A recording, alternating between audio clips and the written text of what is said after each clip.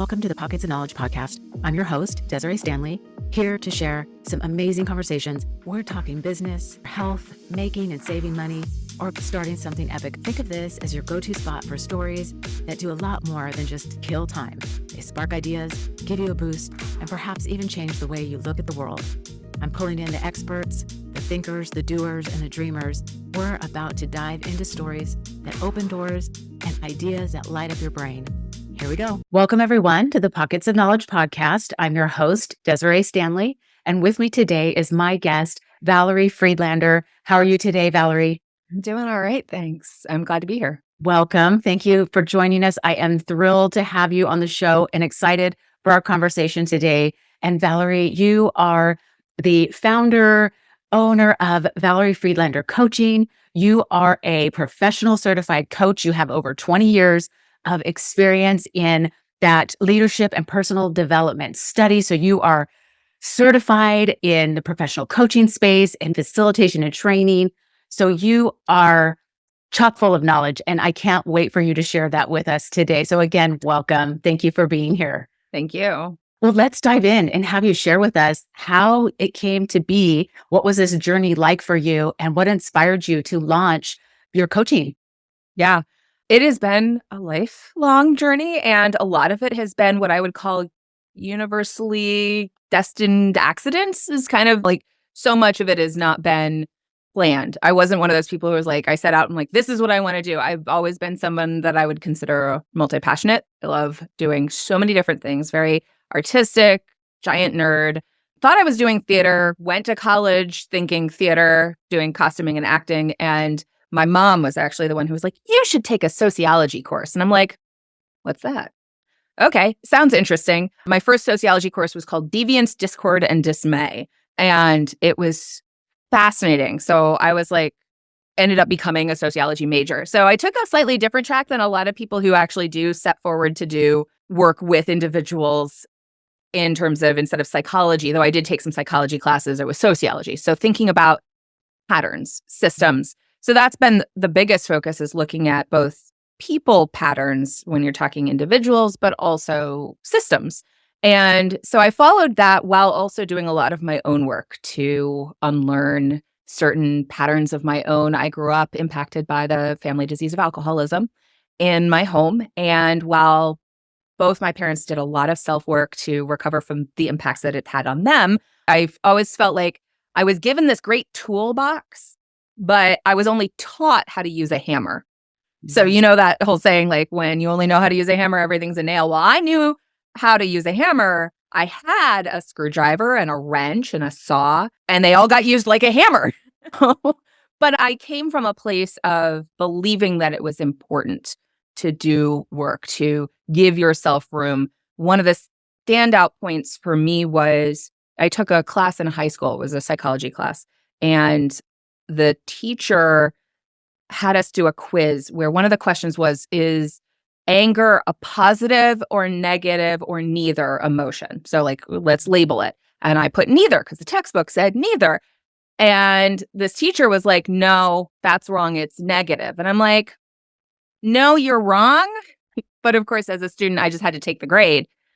But that's kind of the premise that I've always come at, is emotions are important information. However, we need to show up to them. We need to listen. And I've worked through years of cultivating my listening skills, both to my own and to others. I did a lot of work around that impact of alcoholism in my own patterns.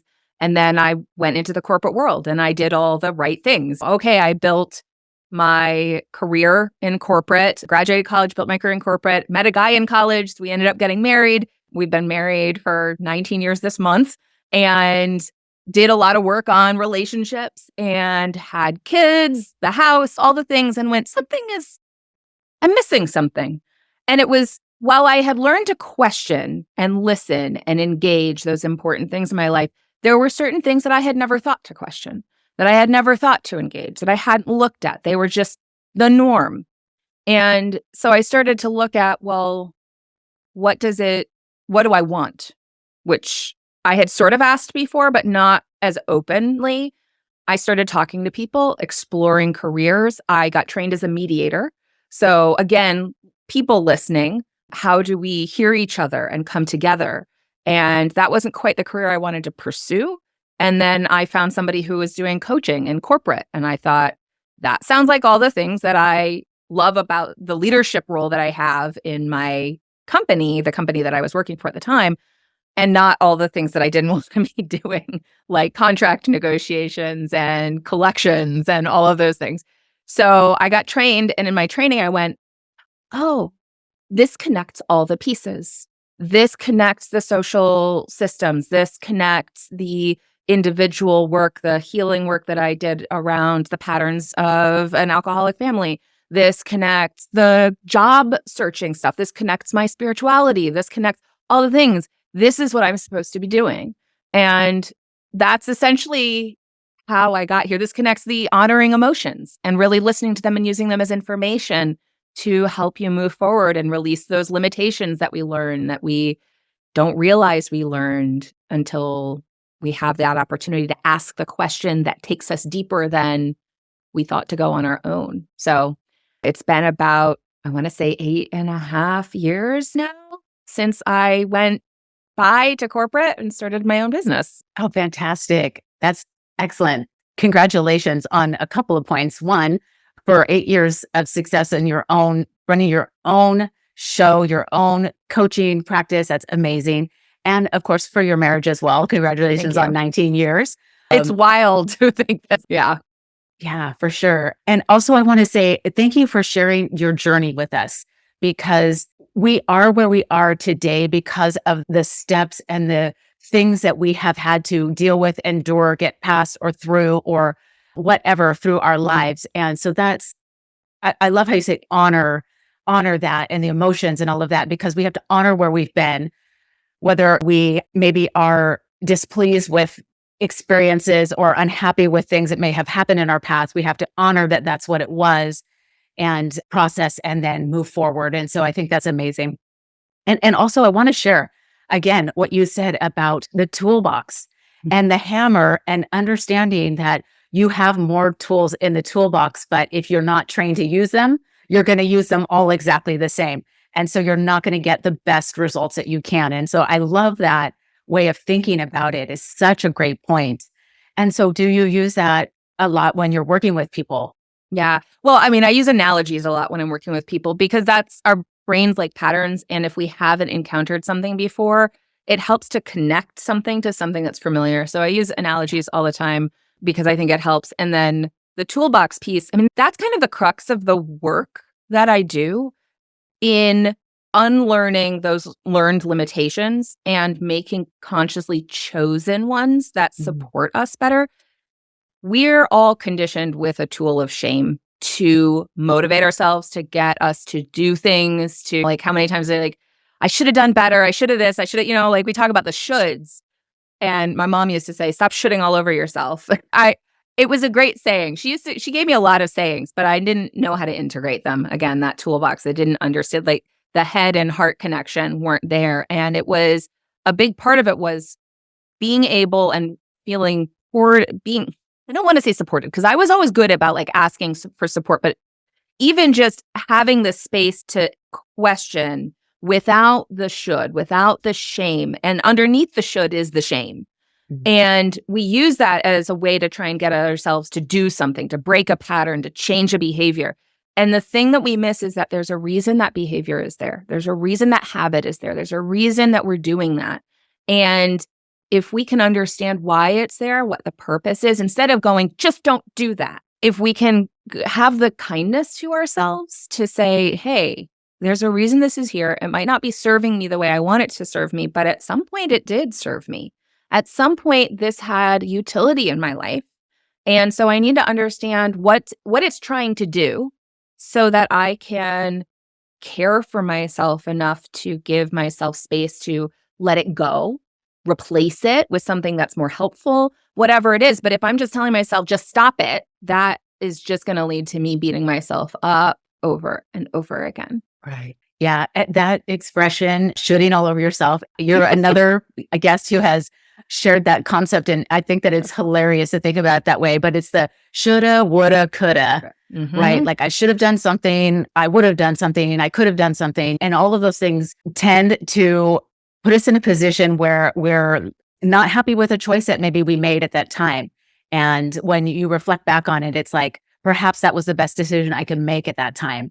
Yeah. And I need to now just decide that I wanted to handle things differently or make a different choice. And so I think that I love how you're using this in a way that allows people an opportunity to explore and not shut down and or repress these things that need to be explored and expressed and then released. So I think that's fantastic. And I heard you on a mutual friend's podcast, and that's why I wanted you on the show. You were discussing shame and all of the ramifications of that. And it's not necessarily the topic we're going to have today, but I'm going to say absolutely the listeners need to go check out that episode, and I'll link it in the show notes. And we'll talk about your podcast a little bit later as well.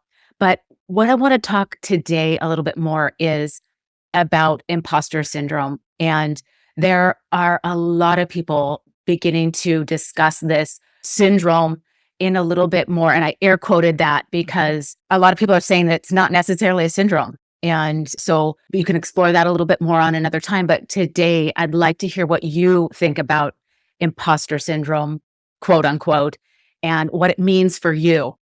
Yeah. And what's your definition?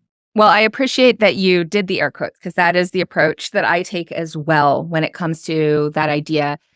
So imposter syndrome is defined as a behavioral health phenomenon described as self-doubt of intellect, skills, or accomplishments among high-achieving individuals. It was originally coined when two social scientists did a study on high-achieving women. And it was called something else. I want to say it was like imposter phenomenon. It was what it was called. But basically what's happened is that it was a kind of a small study. It was focused on women.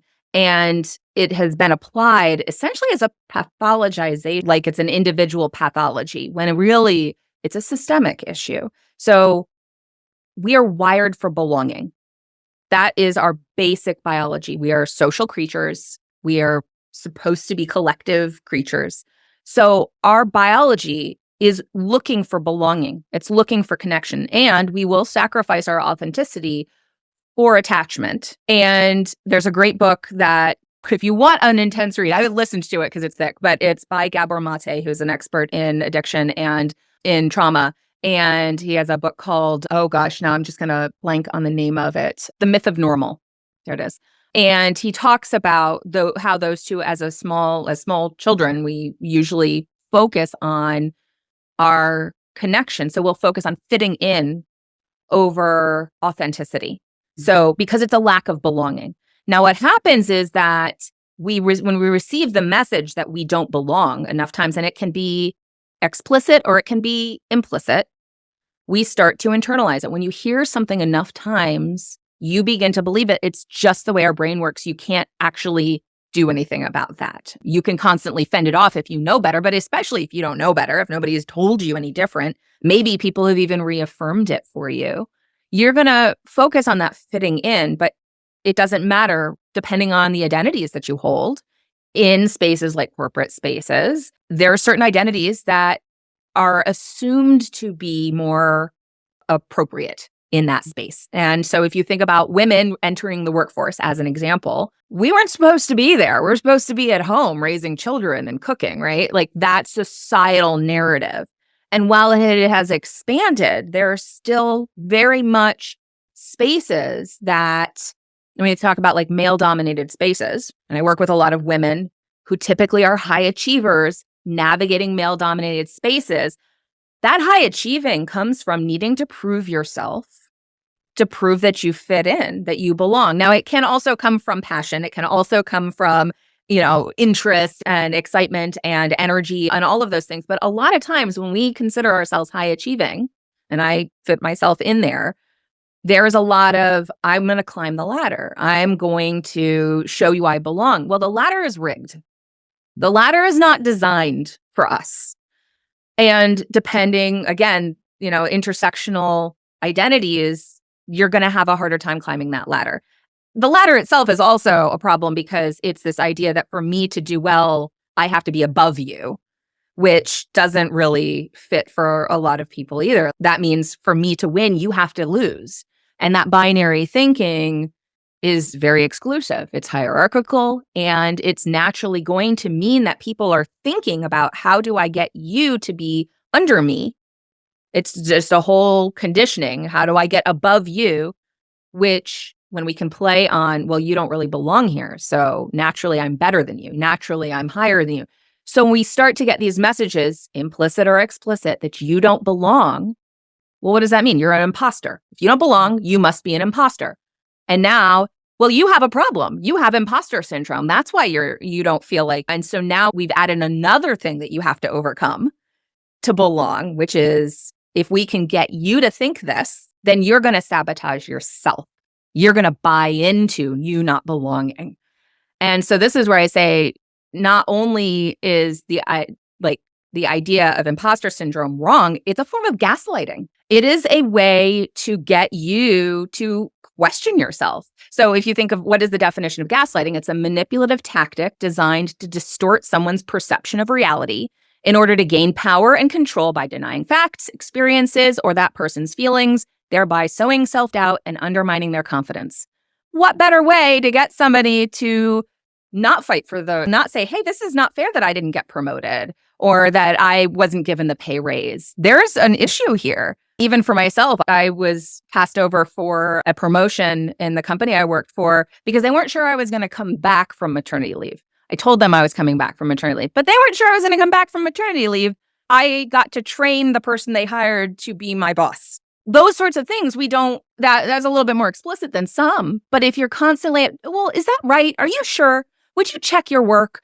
All of the little things, the little messages that are gaslighting, and then the additional gaslighting of, well, you have imposter syndrome. You should do a lunch and learn on imposter syndrome so that you can feel more confident. Yeah. So that's my take on imposter syndrome. You know what, Valerie, that was fantastic. Thank you for going into the depth on that because you really did explain it in a very thorough way. I think, and the point about how it's systemic and it's the systems that are in place that we are butting heads with. And this is the gaslighting, and all of it is so absolutely appropriate to this whole conversation around this topic because that's what's happening. And that's what so many women are up against and facing. And the idea of climbing this ladder, and again, air quotes, and having to climb over someone, be better than someone, you're going to lose out because I'm going to win, and that kind of thinking. And I love that you went into the depth of that. And so thank you so much because it's absolutely necessary for us to highlight this and wrap our brains around the full spectrum of what is involved here. And this idea that we have the credentials, we have the skills, we have the knowledge, we have the experience, we have these things, but it's being questioned or denied or whatever, just as you pointed out. And how do we recognize that and or begin to say, I'm not going to accept that? Yeah. So one of the first things when I'm looking at stuff like this is always one, recognizing where it's coming from. Because as I mentioned with any patterns and the shame that come along, we're also conditioned to beat ourselves up for having it, for doing it. So, oh, I do this, I shouldn't do this. This is being imposed upon me. Oh, I did it again. I shouldn't have done that. Like we end up beating ourselves up for beating ourselves up. And so with all of that, I'm always encouraging kindness to yourself, grace for yourself, because this is it's part of what comes when we live in these systems. And as individuals, the first piece is to notice it, to see the pattern, and also depending on the layers of privilege that you have in society, recognizing that our importance in unlearning it, because if we don't unlearn it, we will do it to the people who have less privilege in the society than us. And then we won't. The shame makes it harder to receive that that's the case. And it's a big mess. So to be able to have that kindness for ourselves, this is not something you chose. This is something that this is the water that we're swimming in. We may not have polluted the water, or we might be participating, but we can recognize that this is what it is. And then we can notice when it comes up. So the first piece is just to recognize what it is and what it isn't. And then the next piece is to notice. So I was working with a client around this where one of the things we looked at was, when does this imposter syndrome, quote unquote, come up for you? And she realized that self-doubt, that questioning would happen when she didn't feel like the person she was talking to was hearing her. When maybe they started staring off a different way, or they seemed distracted, or whatever it is. And so that was a signal to her that something is wrong. And that something is wrong, her brain put in the bucket of something is wrong with me, right? So our brains like patterns, and we learn from previous experiences that when we notice this thing, that means this. And then our brain releases hormones to help us deal with that. And usually that's the point where we're labeling the hormones. We're labeling the experience that we're having as meaning a particular thing. We can interrupt that meaning, but even more powerful is to understand, to notice, when does the signal happen? Because there's probably a connection that's being made underneath that initial thing that we can notice, the story we're telling. So we think about the limiting belief. Usually it's a limiting belief about about the experience that we're having. But that can mean that we don't actually notice what's happening around us. So it's not, if somebody's disconnecting, it may not be because of you. It might be, though. It might be that they've decided that because you're female, they don't need to listen to you. So that could be one of the signals that actually is feeding the imposter syndrome. It could be that they're tired and they had a long night and they're just not processing the information. It could be that they are neurodivergent and show up differently than what you would expect, but your brain is putting it into the same bucket. What this does when you can notice is then you can interrogate. You can ask them, hey, I noticed you were looking off this way. What are you understanding about what I'm saying, right? That gets to that deeper level of even just don't feel that way. Oh, you're probably making it up. Oh, you're telling a story. Oh, you're just overreacting. Oh, you're being dramatic. Whatever it is, we need to care for those emotions. Those emotions already happened. We can't control that. Those hormones came through. There's a reason they came through. Maybe it was a toxic work environment and this environment is different. Maybe this is the toxic work environment. Maybe it's from childhood bullying. Who knows? Could come from any kind of thing. But if you can see what the pattern is, when did this happen? Oh, because I'm feeling a lack of connection. What could I do to reestablish a connection? Instead of, oh, it's something wrong with me. Oh, there's something wrong here. It's me. Oh, there's something wrong here. Let me check in with you and reestablish that connection. So that's the biggest thing, is just, okay, this is a story. This is part of the conditioning. I picked it up somewhere, probably everywhere. When does this hit me? When is my brain making a connection? And that's the first step. Yeah, that's fantastic. Again, Valerie, thank you so much. The recognizing what is happening right now and not necessarily carrying the stories from the past of the experiences that we had before, but recognizing what's happening right now in this situation, whatever it may be that you're experiencing, and then let's explore that and move forward and progress from there. And so that's fantastic. Just recognizing right now in this moment what is happening and dealing with that, not whatever happened 10 years ago or 10 hours ago or whatever, right? And it may be that it's hard to do in that moment.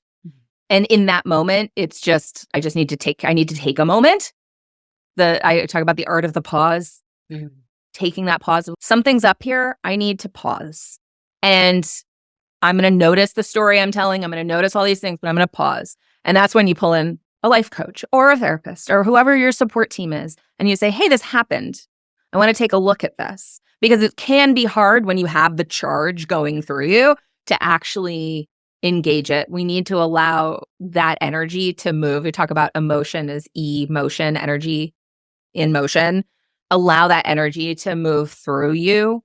Do what you need to do to process it. And then you can process what happened, because a lot of times it's noticing what happened retroactively and then going, okay, so next time this comes up, how do I want to handle it? Because we can't actually, again, our brain works so fast that it's going to bucket things that fast. We aren't going to be able to consciously intercept that.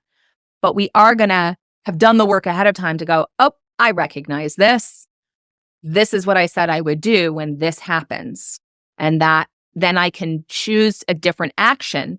And when I have chosen a different action, I can start teaching my brain a new bucket. And that's where that idea of like retraining your brain can come in is, okay, I noticed this happened. I processed it retroactively and decided, okay, this is what I want to try the next time this comes up. And then I try that. And then I can take in that new information and I can start teaching my brain a different thing. And I can start giving myself a support structure because there are some things that are really hard to retrain. An emotional charge, especially if there's trauma involved, it's being able to give yourself the support for that activation and take action that aligns better with where you are now. Yeah. Great stuff. Great stuff, Valerie, for real. I mean, the pause, taking the pause, that's huge.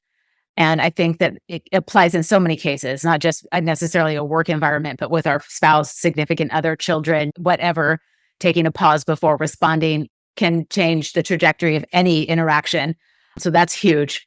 But it sounds like you're describing a kind of feedback loop where you're looking at an experience that's happened and then taking that information and using it to explore and teach yourself a new way going forward on what to try next. Yeah. With compassion. So that's great. Yes. And I highlight that because when we talk about putting down, and I did talk about this in the podcast episode, when we talk about putting down the tool of shame, which we likely automatically will pick up, it's going, oh, I don't want that tool. Let me pick up the tool of compassion. And that's why I talk about honoring so much is how do I honor my humanity, my whole human experience? The fact that I did react to this, even though it's not actually current in, like, it's not a situation that was appropriate to have that reaction, but there's a reason I had that reaction. And I'm going to care for myself through that while also honoring my purpose and what's important to me now, which is doing this thing that's different than what I used to do. Yeah. Again, love it. Good stuff. And so I want to check in with you about this sort of, I describe it, it's maybe that negative self-talk or kind of this bias that we have, because if we've experienced a response that we maybe are unhappy that we reacted that way or whatever, and we're going to be beating ourselves up for that, how do we have compassion? How do we get out of that negative self-talk about, I did it again, I can't ever not react that way? Maybe share with us some thoughts on that. Yeah, I think it's doubling up on the compassion. I mean, it really is. And how we treat ourselves influences how we treat other people. So we can use that as a motivation too, of people will often say, well, how would you talk to a best friend? Oh, how would you talk to your kid or whatever? But I often think of that voice, that the mean girl, as it were, in our head. She was created to protect you. She was created, or he or they, depending on who's listening, but was created to help you fit in, because that was the way that we learned to have belonging. Most of us don't actually. We might have had a few spaces where we felt true belonging, but most of us in this society, that's, Gabor Mate's book, The Myth of Normal, really engages that. Most of us don't have real belonging. We learn fitting in instead. And fitting in means that we squash part of ourselves. We squash part of our authenticity. We squash part of who we are so that we can belong, which isn't really belonging. It's fitting in so that we're accepted, so that we have a place, so that we don't get kicked out and get eaten by a bear or a lion, right? That's a death sentence. So we're gonna fit in.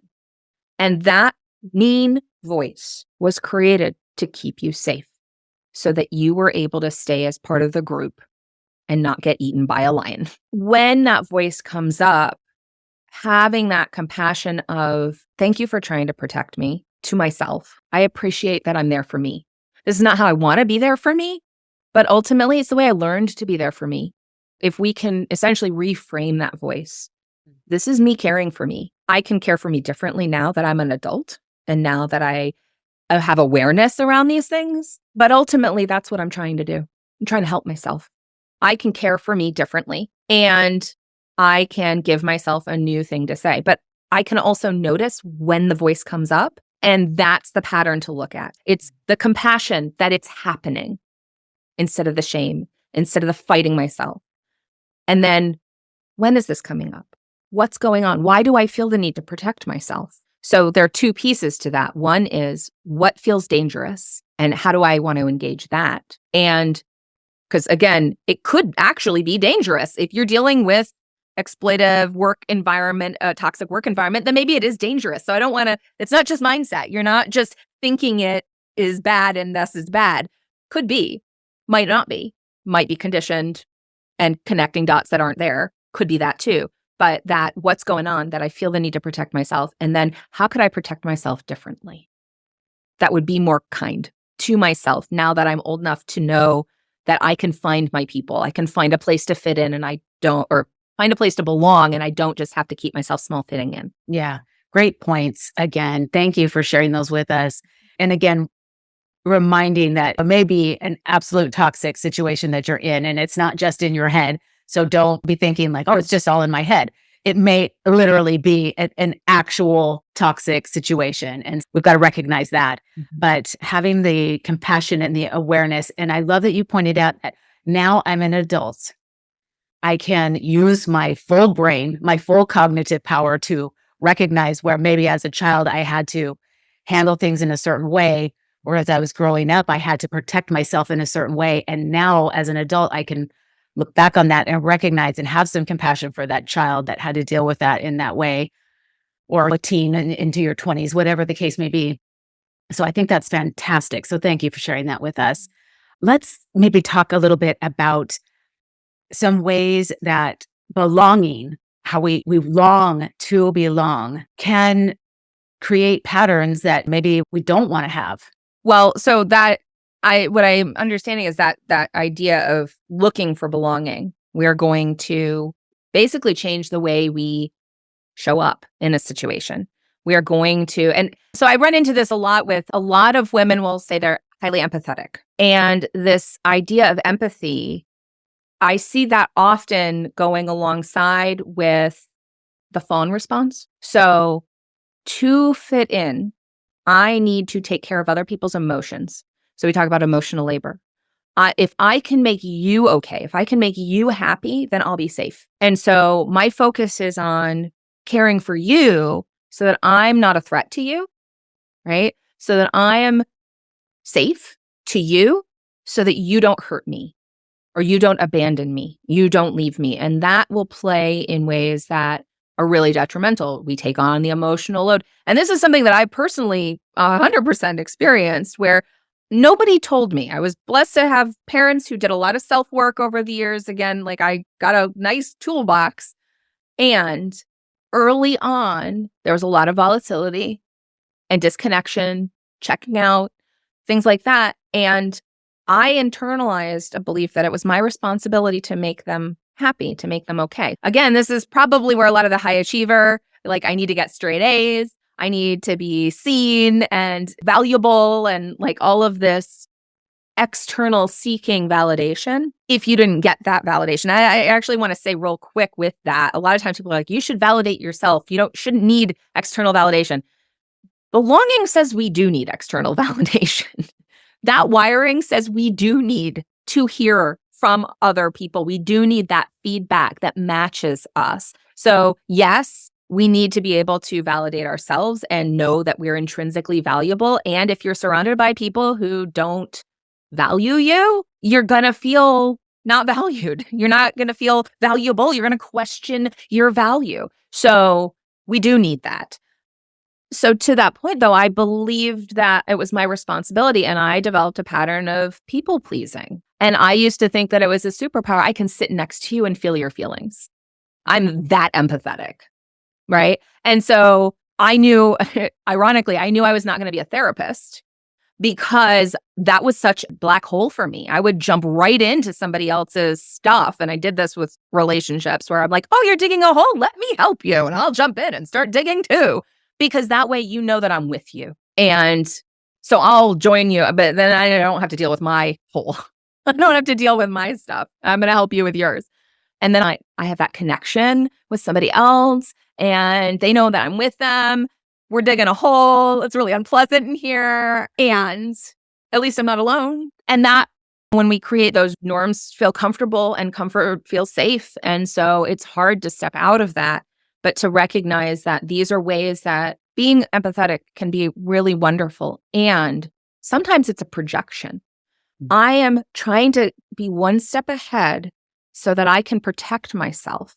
So it's more about me than it is actually of you, because I haven't cared for myself. I haven't done my own work. I haven't healed my own wounds.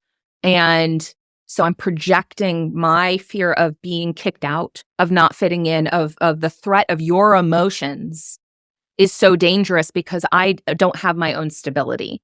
So being able to generate that, not just in yourself, but to find those spaces. This is why group support can be so powerful. I did a lot of time working in the 12-step work for myself. And it was so powerful to be able to be in a group of people who were all there for the same reason, unified in doing work with them for themselves and supportive of each other in that work.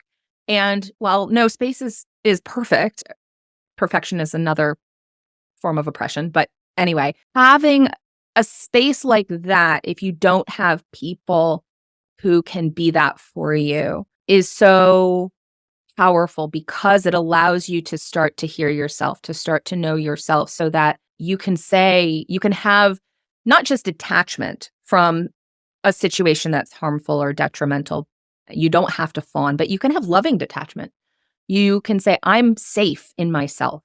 Your emotions are yours, and I can allow you to own those, and I don't have to fix them. I don't have to control them. I can let you have them, and I can own mine. And I don't have to put those on you and try and make you better so that I can be okay. I can recognize where I end and you begin, which is the start of being able to have boundaries. But we have to first need to find a space where we can be safe. And we also have to recognize that we're conditioned to fawn, women especially, but kids in general. The fawn response is a way easier response for adults to deal with kids. There's a fellow named Mr. Chaz, who is a parent coach and a teacher coach. And he talks about that, how we have these different parts of our brain. And there's the executive part that, as you mentioned, we haven't fully developed until 35. And then we have our emotional and survival. Well, when you're trying to help someone develop executive, you can't just jump right into the emotional and survival brain. But if you haven't done your work, it's really hard not to. Most of us still do it. I am a parent and I definitely run into that with myself. And it's easier to control a child when they're in survival mode, fawn response, because that means they're going to do what you say. They're going to be controllable. And so most of us learned that. Yeah, that's a fantastic point. Yeah, my gosh. No, thank you. Everything that you said, I can recognize myself in a lot of what you said in my familial life and with my children and as a child to an alcoholic parent and in all of that. And so I absolutely can recognize myself in what you're saying. And as a woman and the dealing with the emotions of another person and helping you so that I am safe from any kind of response that may come back at me. But you're also, when you're helping somebody else, you're also of value. And so there's something in there where you're like, I have value, I have worth because I can help somebody else. And so that I think gets tangled into all of that as well, right? Because now you're tying your worth and value to helping other people. That's like the only way that I have worth or value is if I help somebody else. Yeah. And that plays right into the systems because we are only as valuable as what we can produce. Women's role is to produce a loving home environment, a happy home environment. So what are we conditioned to do but to caretake in the home? And that means emotional labor. And those who are raised as male are conditioned to not have emotions. And thus, they don't get the emotional awareness or support. And the only allowed emotion is anger. So it repeats itself when we don't have that understanding. So it's not even just, I always thought, well, it's all alcoholism and addiction and all of that. Well, I actually think it's the root of why we have so much addiction is that disconnection from emotions, which brings me back to what I mentioned in the school situation. And I was like, no, I've seen what it looks like when we say no to engaging our emotions. I know what it looks like to check out. That's what has happened in my home. The addiction was numbing. It was designed to reduce the pain that person was feeling. And when we don't process it, it festers. And then it creates these systems that we then function in. So I think it's so important. And the reason I always emphasize it is I want people to know that, well, it's not you. You didn't create this system. You didn't create the different dynamics that we're all being impacted by. And you do have the power to change it when you can recognize what is true and what is yours and what is not. So it's not about being like, oh, I'm helpless because it's the system. No, it's about saying, if you're owning something that isn't yours to own, you're going to be more powerless than when you can go, this is mine, this is not mine. And so here's where I have power. Yeah. Yeah. Great point for sure. And recognizing that separation between what is outside and what is inside. And so that's fantastic, Valerie. Thank you so much for that emphasis on that point. Can we talk a little bit about motivation? Let's talk about the roots of the motivation, like where we have maybe goals that we've set for ourselves and so we're motivated to do something, but let's talk about where does that come from? Yeah. So our values are what motivate all of our behavior. Everything is tied to what we've deemed important. This goes back, however, to certain things. When we think about values, we're usually thinking about what we think our values are, what we believe our values to be. You say, let's write down our values. You're going to pick the things that you consciously value. Some of the things we value are not conscious values. They're conditioned values. They're ones that we learned to uphold because that is what kept us safe. That was what was expected. And so when we look at our motivation, sometimes we have certain values that are doing what I would call self-sabotage. I mixed on the term self-sabotage because so often it's used as a way to shame ourselves. Oh, I'm sabotaging myself. Well, yeah. And if you are, there's a reason. And so let's understand, what is that sabotage doing? Why is it there? What is it? What is its purpose? And so sometimes it can be a conflict of values where a value is showing up one way and running into what we think we want ourselves now, our conscious selves versus our programmed selves. I've talked before about certain values that I see with high achieving women that come up a lot that often run into each other. And I'll talk about if I differentiate to be clear about conditioned values and intentional values. Conditioned values are often based on societal norms. Chosen values are ones that you consciously believe in. Conditioned values are tied to the person you think you should be. So you can look at, what does it mean to be a good wife, a good mom, a good employee, a good service provider, a good housekeeper. That's one exercise I'll have people do, is just write out all the different roles you hold and what it means to be good there. And I love that you brought up that idea of being valuable. If I'm valuable, then I have value, instead of I'm intrinsically valuable and I choose what I do with that value. But these are ways, a lot of times, that good idea, good wife, good whatever, is tied to, this is what makes me valuable. So those conditioned values, chosen values, are going to be aligned with the person that you want to be. Conditioned values are motivation based in the negative. So this is where we look at what happens if, right? If I'm not upholding, if I'm not respectful, or if I'm not disciplined, then this is bad. Fill in what that bad is. But so this is the opposite, the good, bad. Anytime you have a binary, this is where we've reduced our thinking.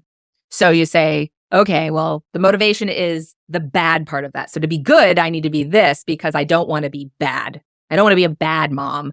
I don't want to be a bad wife. So that's where you notice, again, conditioning.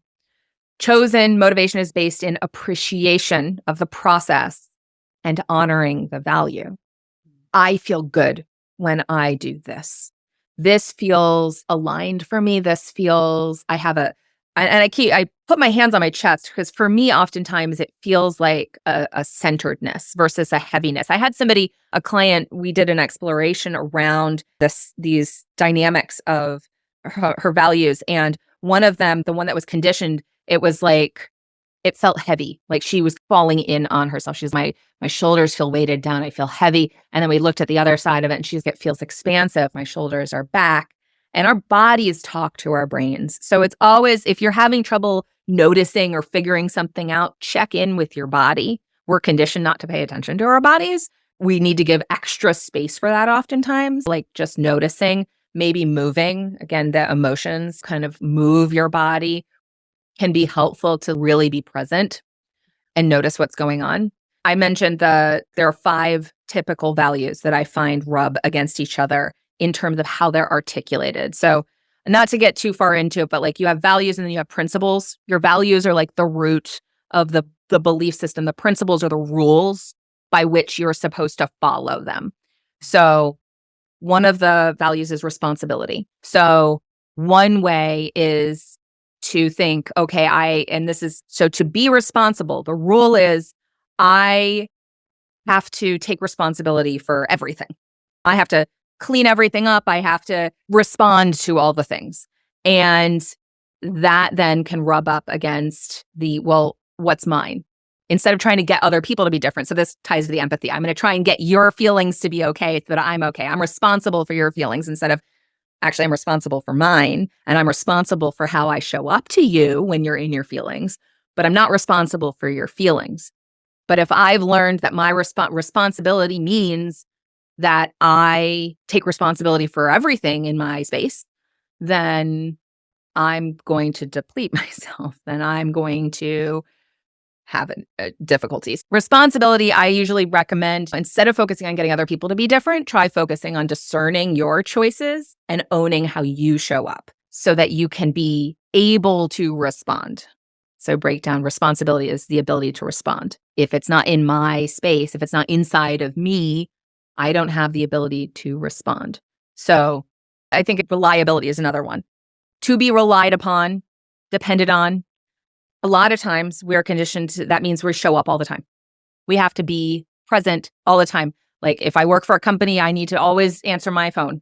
And I think that there are younger generations that are breaking free of that more. But if the principle is, the rule is to be reliable, I am always available. Versus to be reliable, I set expectations, right? So those are 2 different ways that reliability can show up depending on the rule that you've set. So those rules are those conditioned things. And you may also realize that reliability is a conditioned one and not something that actually is important to you.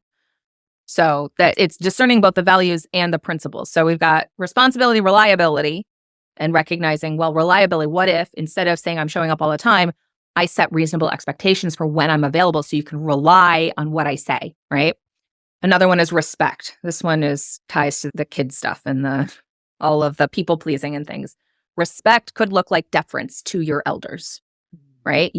Respect is showing somebody that they are responsible, the hierarchical thinking.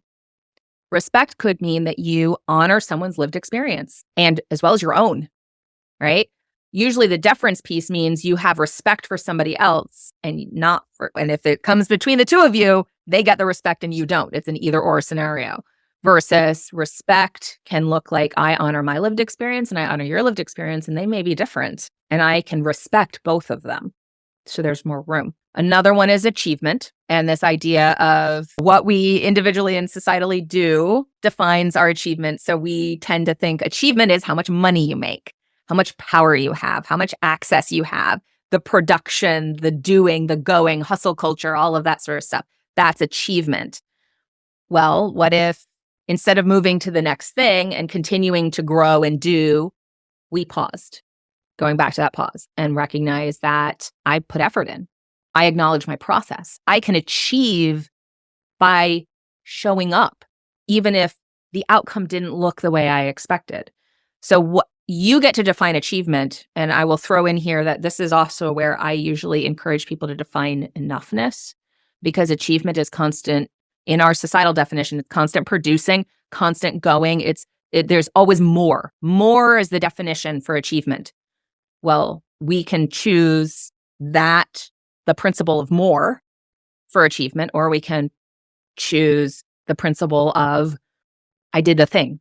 I showed up. I tried my best, whatever my best looked like on that day. That's achievement.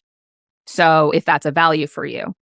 And again, this is the high achiever mentality. So we have to watch that. And then the final one is discipline. And that one has all kinds of stuff. I looked up the definition when I went through these for a podcast. I went through them and I looked up the definition for discipline because that's one that I kept hearing from clients like these other ones. And I was like, oh, the definition is the practice of training people to obey rules or a code of behavior using punishment to correct disobedience. No wonder I rubbed up against discipline so much.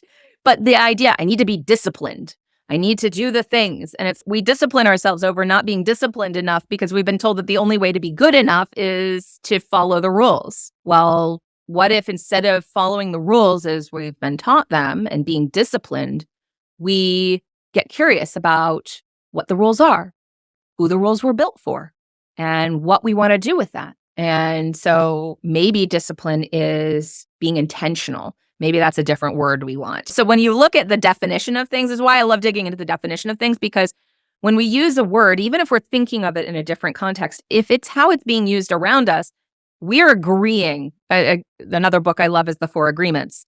Words are an agreement. So we're using this word and we're using it with ourselves and we have internalized meanings around it. If we can know what those meanings actually are and go, how do I feel about this meaning? Do I resonate with this meaning? Maybe there's a different word that would fit better with what I'm trying to create, but I want to notice when I'm feeling stress, when I'm feeling my body is activated. Oh, I'm beating myself up because of discipline. Oh, I see that. So it's noticing. And so all of these you can notice by the activation that you feel around them. You can notice them through where you're shaming yourself, where you're feeling guilty, where all like the tension is. And that's where to explore because there's probably a conditioned value. And then you get to look at it and decide, is this a value that I want to hold? And what do I want to do with it? Yeah. Valerie, oh my gosh, this has just been phenomenal. And I highly encourage the listeners to take what you just shared and really, with pen and paper, explore some of these things and really look at where this is showing up in their life. And if they can make any changes that they feel necessary, just explore, I think is the key. Just look at these things. And I think that's just fantastic. And we could talk for another hour easily. There's so many branches to this conversation that we haven't even touched on. But before we go any further, I want you to tell us really quickly about your podcast, Unlimited. I want you to share with the listeners how often you release episodes, what you're talking about. And so I'll include that in the show notes and they can find you, but tell us more about it, please. Yeah, the podcast is really about releasing the learned limitations and making chosen limitations, because I do think that we need support. We need to know how we're creating our space. That's the entire focus. I release episodes twice a month, and some of them are interviews, some of them are solo episodes, the one where I talk about the values, and then some of them I also share coaching episodes so that you can hear what it sounds like to coach with me. So many people, coaching is not a regulated industry, and so people do it differently. And so I like to offer that as a way for people to discern if I'm a good fit for them. So I have episodes that say in brackets coaching. To your point about the putting pen to paper, I'm a big fan of that. And I also have a lot of free resources on my website that support that. One of them is Out of Doubt and Into Action. That really fits with some of the stuff when we're talking about the imposter syndrome and things like how can you activate that? So it has an exploration page to it, as well as a little pocket reminder. So you can print that out and put it into your pocket, stick it in your wallet or your purse or whatever. So I have a lot of free resources on my site like that. So if you are interested in digging in and doing some writing exploration, maybe you're not ready for coaching yet, that's cool. There's stuff there for you. Amazing. Thank you so much, Valerie. I will for sure include all of your information. And Unlimited is your podcast, so that will be in there as well. And then you mentioned a couple of books during the show. Is there any others that you'd like to share? And I'll include that information as well for the listeners. Oh my goodness. I love books and I frequently reference them in my podcast. Those are some of the ones that I have recently looked at, and I have so many more. So I have a bookshop link where you can go and look at all the different books that I recommend that I explore. I find that some of them, like the 5 love languages, I did a podcast episode exploring that because I think it's a really helpful tool. It's got some great exploration, but I think it's limited. So I talk about like the limitations in that, but also like how can you utilize those things. So it pairs really nicely with my podcast. So you can check out the bookshop link and see all the different books that I have out there. Sure. Yeah, for sure. And so share with the listeners how they can find you, your website, any social links you want to share. Are you on Instagram, LinkedIn? I'm on pretty much all the things, though I'm mixed feelings about social media like so many people right now. I wouldn't say that's a place where I'm super consistent, but I definitely show up there. Every platform, you can find me Unlimited Coach Val. And my website is valeriefriedlander.com. So it's just my name. And I have links to the podcast there as well as to my resource page. And if you're interested in coaching, there is a quick link to get on a free call because I think it's important to have that conversation before you make a big investment with somebody that maybe you just heard on a podcast. Thank you, Valerie. That's absolutely true. You need to know that you are compatible to work together. And you have to do that for sure. Mm-hmm. So thank you for offering that. And I will include the website information and the links for the listeners to easily find. But thank you again so much for coming on the show and sharing all of this phenomenal information with us. And your knowledge is just tremendous. And so I so appreciate you coming on and sharing it with us today. Thank you. Oh, it's been my pleasure. Thank you for having me. Wonderful. Well, we'll talk more soon. Yeah. Thank you, dear listeners, for tuning in to another insightful episode of the Pockets of Knowledge podcast. We appreciate your time and curiosity as we explore fascinating topics together. If you enjoyed today's discussion, be sure to join us next week for another amazing episode. Remember, your journey of learning and growth is a continuous adventure, and we're thrilled to be part of it. Don't forget to subscribe so you never miss an episode. Until next week, stay curious and keep exploring those pockets of knowledge.